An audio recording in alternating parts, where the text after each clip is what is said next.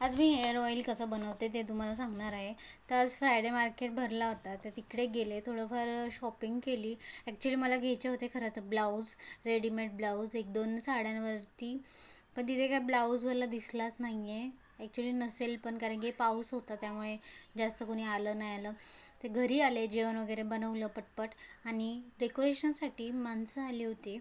माणसं म्हणजे यांचे मित्रच होते, जे असं त्यांना मदत करायला येतात डेकोरेशनमध्ये. थोडाफार सेटअप झाला होता, पण हे तुम्हाला दिसतंय ते असं नाही आहे, कारण की ते सगळं चेंज करायचं आहे. ते सेटअप बसवायला आलते. तो इथे रात्री सकाळी जेवणासाठी ठेवलं होतं भिजत घालणं. तर ह्याच्यामध्ये टाकलं आहे मी मेथी, कलौंजी, कापूर आणि कोकोनट ऑइल. हे चांगलं गरम करून घ्यायचं, त्याच्यामध्ये कढीपत्ता टाकायचा आणि कडकडीत चांगलं गरम झालं की गार होऊन द्यायचं.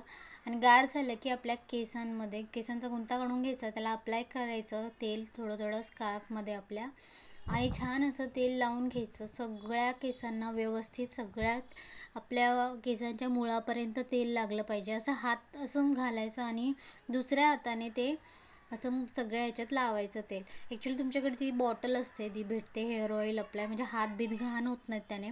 ते पण तुम्ही लावू बॉटलमध्ये, त्याच्यात पण ओतू शकता. मला शोधावं लागेल, कारण की शिफ्टिंग झाले त्यामुळे कुठेही वस्तू काहीही ठेवलेल्या आहेत. तर त्यामुळे सगळं तेल लावून घेतल्यानंतर थोडंफार मसाज करायचं आणि वेणी घालू शकतो. चला तर भेटूया नेक्स्ट व्हिडिओमध्ये गणपतीची तयारी करायला. अजून काय काय मी करते ते बघायला. थँक्यू.